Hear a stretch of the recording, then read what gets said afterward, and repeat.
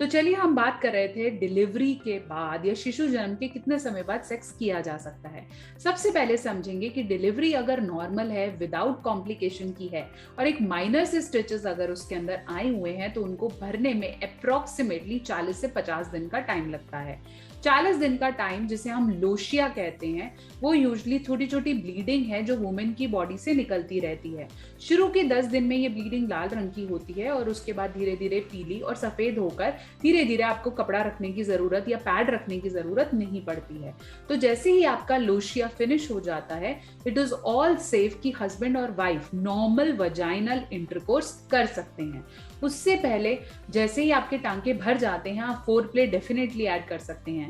और ये कहा भी जाता है कि पोस्टपार्टम स्ट्रेस मतलब बच्चा होने के बाद जो फीमेल की बॉडी में चेंजेस आते हैं, उसका सबसे अच्छा सॉल्यूशन है कि आप लोग फोर प्ले जरूर करें। छोटे छोटे कडल्स कर सकते हैं और साथ साथ नीचे स्टिचेस आए हैं तो बहुत डेफिनेटली बहुत ध्यान से फोर प्ले किया जाए तो बहुत इंपॉर्टेंट रहता है।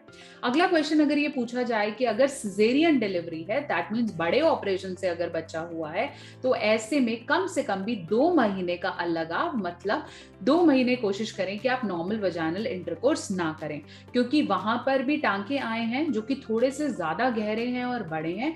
ऐसे में बहुत ज्यादा जरूरी है कि जहां आपके पेट के निचली तरफ टांके आए हैं, ऐसे में वजाइनल इंटरकोर्स करने से या ज्यादा प्रेशर लगाने से वो टांके खुल भी सकते हैं और उनमें पस भी पड़ सकती है। तो बहुत ज्यादा जरूरी है। और लोशिया तो पास होता ही रहता है 40-50 दिन तक, तो 2 महीने तक कोशिश की जाए कि नॉर्मल वजाइनल संबंध ना बनाए जाए। उसके बाद इट्स एब्सोल्युटली सेफ। धीरे धीरे कोशिश किया जाए कि बहुत ज्यादा फोर्सफुल और बहुत ज्यादा जोर लगा के सेक्स परफॉर्म ना किया जाए। बच्चा होने के 40 दिन या 2 महीने बाद धीरे धीरे आप अपनी इंटेंसिटी और फ्रीक्वेंसी को बढ़ा सकते हैं। मैं समझ सकती हूँ या पुरुष की उत्तेजना या क्यूरियोसिटी की 9 महीने की प्रेगनेंसी, उसमें भी बहुत कम बार सेक्स करने को मिलता है क्योंकि डॉक्टर बहुत ज्यादा प्रिकॉशंस देती है और उसके बाद बच्चा होने के बाद definitely you feel like going to your wife, लेकिन इस समय प्रिकॉशंस रखना बहुत ज्यादा जरूरी है।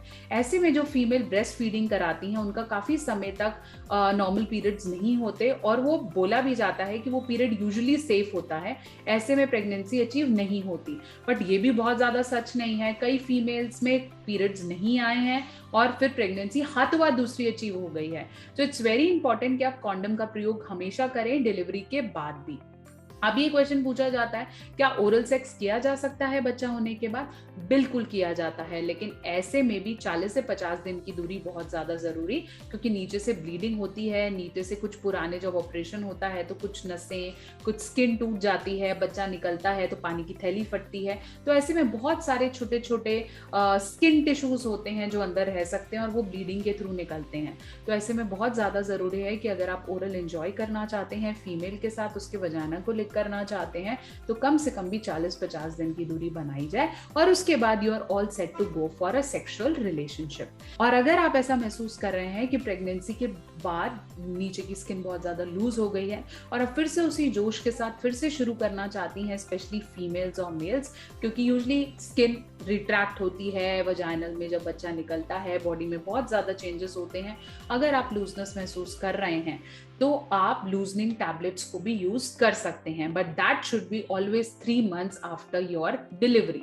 3 महीने के बाद आप चाहें तो कैप्सूल्स यूज कर सकते हैं, टैबलेट्स यूज कर सकते हैं जो वजाइनल लूजनिंग को कम करने के लिए होती है। ऐसे में मैंने पहले भी रेकमेंड किया था VG3 टैबलेट्स। ये आपको कैसे यूज करनी है, आपको अपना हाथ धोना है और एक टैबलेट यहाँ से निकालनी है, उसे अपने वजाना में रखनी है और 10 मिनट के लिए छोड़ देना है।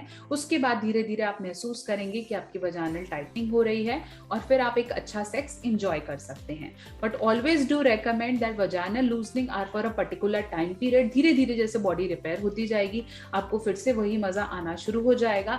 And for the time being VG3 is a very good option कि आप अपनी वजाइनल लूजनिंग को वापस पा सकते हैं।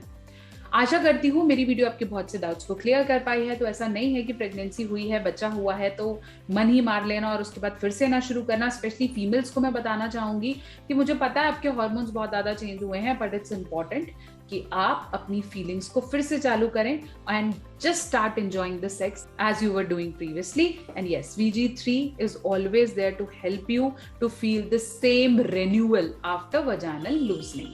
बने रहें, जुड़े रहें। एक और वीडियो लेकर बहुत जल्दी मैं हाजिर होती हूँ।